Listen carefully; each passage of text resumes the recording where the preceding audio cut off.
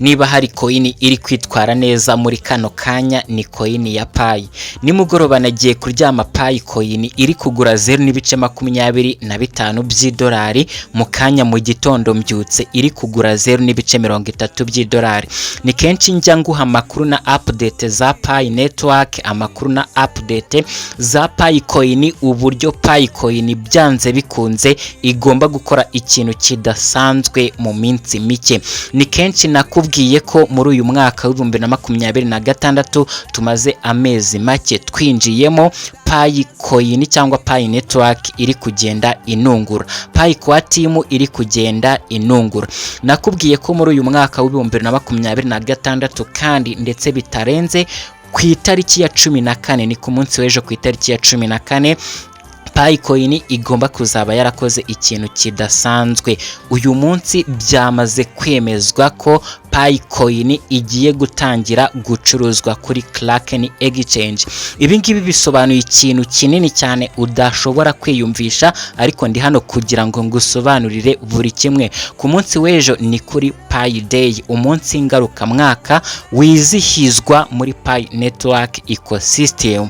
Uyu munsi iyo mbere yawo badutangarije update ikomeye nk'iyo bari badutangarije ko hari amakuru yarari kunoganogwa ko Pi coin ishobora kuba listed kuri Kraken Exchange, cyari ikintu gikomeye cyane kiba kigaragaza ko kuri uwo munsi haba hazaba ikintu kidasanzwe. Nuza kujya kuri X page ku rukuta rwa X, rwaba urwa Dr. Nicholas Kokaris, rwaba urukuta rwa X rwa Kraken Exchange, uraza kubona ko byamaze kuba byemezwa officially ko uyu munsi ku itariki ya 13 Pi coin iraza kuba listed kuri Kraken Exchange. Gusa ariko iraza kuba listed mu buryo bwitwa post only mode.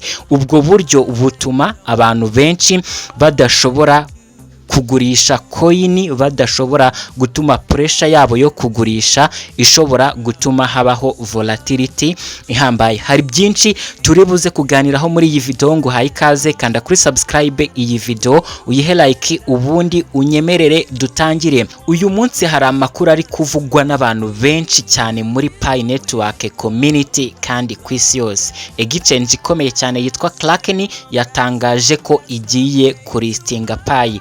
Ibi ngibi byatumye abantu benshi bohereza ubutumwa bwinshi cyane bibaza kuri aya makuru mashyashya. Ariko se kandi ibi byaba bivuze iki kuba pioneers bamaze imyaka myinshi bacukura Pi kuri telefone zabo? Muri iyi video tugiye gusobanura icyo Kraken yatangaje kuri Pi, icyo bivuze ku isoko rya network, n'icyo aba pioneers bagomba kwitega muri iyi minsi. Niba ushaka kumenya ukuri kuri aya makuru, komeza urebe iyi video kugeza ku ndunduro. Mu minsi mike ishize hari amakuru cyangwa update zasohotse zivuga ko Pi network ishobora gutangira gutradingwa kuri Kraken Exchange. Kraken Exchange ni imwe mu ma exchange akomeye cyane muri iyi si ya cryptocurrency. Ni exchange ikoreshwa cyane muri Amerika, i Burayi ndetse n'ibindi bihugu byinshi bikoresha cryptocurrency cyane. Amakuru yasohotse avuga ko deposit zamaze gufungurwa, naho trading izatangira ku itariki ya 13 Werurwe ku isaha ya saa 9 ku gihe cya UTC. Ubwo ni ukuvuga ko ni uyu munsi ku itariki ya 13 ku isaha ya saa 11 za hano mu Rwanda. Ariko kandi hazatangira uburyo bwitwa post only mode. Abantu benshi babonye iri jambo ariko ntibasobanukiwe. Reka rero dusobanure iri jambo post only mode buri bukoreshwe mu gutangira gutradinga Pi igihe iraba imaze kugera kuri Kraken Exchange. Post only mode bivuze ko orders zemerewe kuba zakorwa zigashyira ku isoko, ariko nizihite zikorwa ako kanya. Ushobora kugenda ukaba wakora buy order, ugakora sell order, ariko iyo order nihite iba completed immediately. Hanyuma ibi ngibi cyangwa ubu buryo bwa post only mode bahisemo kubukoresha kugira ngo isoko ribanze rishyirwemo liquidity kugira ngo birinde volatility ikabije ku munsi wa mbere. Ibi ngibi ni strategy kandi ikoreshwa na zimwe muri exchange zikomeye igihe zigiye gutangira gutradinga coin nshya.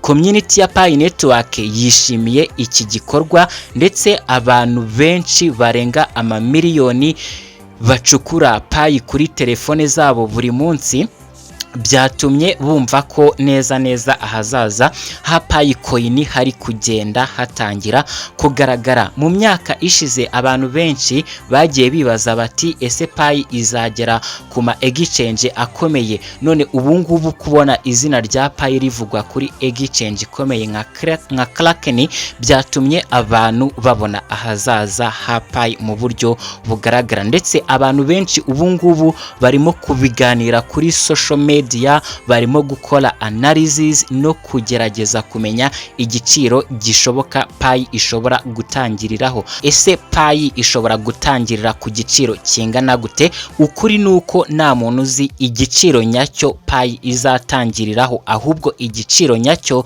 kizagenwa n'isoko ubwaryo, kandi ibi ngibi bikaba bizaterwa n'ibintu byinshi, muri byo harimo umubare w'abazashaka kugurisha, umubare w'abazashaka kugura n'ingano ya liquidity iri kuri exchange. Niyo mpamvu ari ngombwa kuba pioneers kuba batakihutira gufata imyanzuro batatekerejeho neza. Icyo aba pioneers bagomba kwitondera mu gihe nk'iki hari amakuru aba ari kuvugwa cyane, haba hashobora kuba abantu bashobora kuyakoresha mu buryo butari bwo. Niyo mpamvu aba pioneers basabwa kwirinda abasikamas, barasabwa kwirinda fake exchanges cyangwa abantu babasezeranya inyungu zitarizo. Buri gihe ujye ukurikira amakuru ava ku masoko yizewe, kandi ujye wibuka ko Pi Network ifite ecosystem iri gukura buhoro buhoro. Nubwo hari ibiganiro byinshi kuri trading, icy'ingenzi kuri Pi Network si igiciro gusa, ahubwo icy'ingenzi ni ecosystem y'ama apps ari kubakwa n'aba developers kuri Pi ndetse n'abakoresha benshi bari verified. Muziko Pi Network ifite umubare munini w'aba pioneers kandi turi identity verified. None se wowe kandi ubitekereza hiki? Ese utekereza ko Pi ishobora guperforminga neza ikaba yazamuka mu gaciro ikimara kuba full listed kuri Kraken exchange? Andika opinion yawe muri comment, ndetse niba ukunda amakuru ya crypto analysis z'ubwenge nk'izi ngizi, iyi video uyihe like ukande kuri subscribe. Ikindi, niba ushaka kwiga skills zagufasha kwinjiza amafaranga muri iyi si ya digitale turimo, iyi si ya AI, iyi si ya content making, sure ko wajoyininze online class yanjye yitwa Digital Income Mastery Rwanda, aho tuzigamo ibintu bibiri. Abanyeshuri bamwe bazahitamo kwiga icyo bashaka. Muri ibyo tuziga harimo uburyo wakora YouTube channel, uburyo wazamura YouTube channel ikaba yakwinjiriza amafaranga mu gihe gito, dore ko tuziga kuyikoresha dukoresheje AI tools, tukaziga prompt engineering.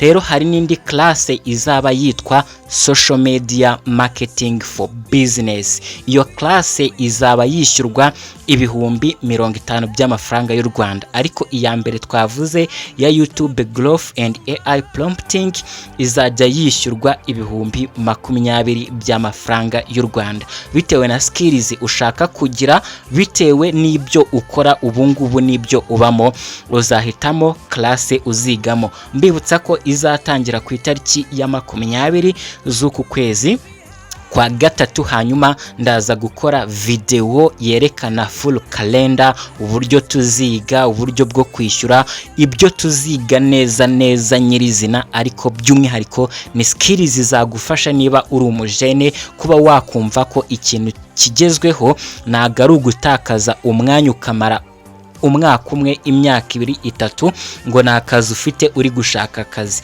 Ubundi utangiye neza YouTube channel ufite skills nk'izo tuzabaha, ufite umuntu ugukurikirana nk'uko ababyifuza, tuzabatangiriza ama YouTube channel tubakorere setup ya buri kimwe, ubundi tujye tubafasha gukora content, uburyo bwo gupostinga, igihe cyo gupostinga, uburyo ukora thumbnail, uburyo ukora CEO description, uburyo ureba topic ushobora gukoramo video yajya viral, uburyo utegura video mu buryo bworoshye, dore ko tuzajya tubereka uburyo mwakora ibi byose mukoresheje AI tools na skills zindi bigusaba kuba uzabasha kujoininga class yanjye. Nzaguha skills kandi nanjye ndimo gukoresha zikama umusaruro. Hanyuma ndaza kubategurira full calendar ibereka buri kimwe. Ikintu ukwiye kumenya ni ukumakinga sure ko wakanze kuri subscribe iyi video wayihaye like, kuko ibyo utabikoze byakugora kuzongera kumbona. Turabonana mu kanya gato cyane mu masaha ya saa moya, ndaza kubashyiriraho indi video nziza cyane ikwiye gutuma ujya muri position nziza. Niba ufite ikibazo, icyifuzo, igitekerezo, ucyandike muri comment. Nimero zacu turazisiga munsi ya video kugira ngo mube mwatugeraho, mutwandikire kuri WhatsApp, muduhamagare tuganire, dore ko turi hano kugira ngo tubafashe. Of course niba hari ikiganiro ubona twategura ushobora kukitubwira tukakibagezaho, ikintu twabasobanurira. Turi hano kugira ngo dusatisfying needs zanyu. Hanyuma nahamukanya kuri iyo saha ya saa moya, Imana ibarinde. Bye bye.